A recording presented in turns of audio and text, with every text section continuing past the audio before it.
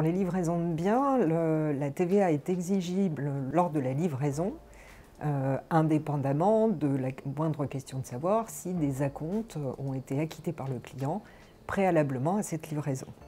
Mais par un arrêt technique de la Cour administrative d'appel de Nantes, rendu au printemps 2021, cette règle a été jugée non conforme à la directive TVA.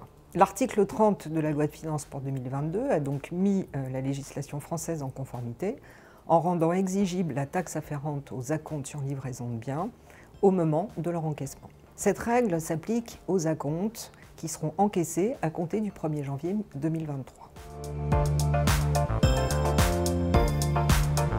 Du côté du vendeur, tout d'abord, il faut savoir que de nombreux vendeurs, par souci de simplicité, collectent en réalité déjà la TVA au titre des acomptes qu'ils perçoivent sur des livraisons de biens. Ils mentionnent la TVA sur la facture d'acompte et la liquident sur leur déclaration de TVA du même mois. Ce ne sont donc que pour les vendeurs qui ne procèdent pas déjà ainsi qu'il conviendra de mettre à profit l'année 2022 pour s'adapter à la nouvelle règle. Ça suppose deux séries d'actions. Il faut tout d'abord paramétrer évidemment les systèmes d'information pour que l'encaissement des acomptes sur livraison, à compter du 1er janvier 2023, déclenche désormais l'application de la TVA, autrement dit à la fois qu'elle soit facturée au client, mais qu'elle soit également liquidée sur la déclaration de TVA du mois de l'encaissement.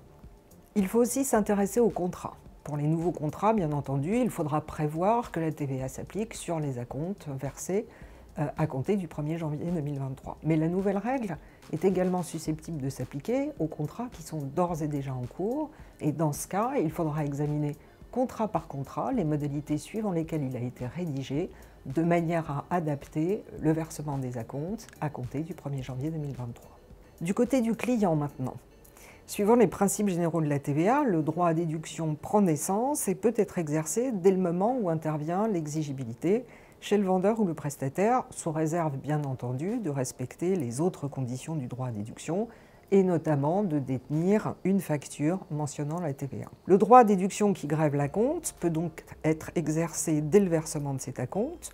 Cela vaut évidemment pour les acomptes versés à compter du 1er janvier 2023, mais cela pourra également concerner des acomptes versés avant cette date.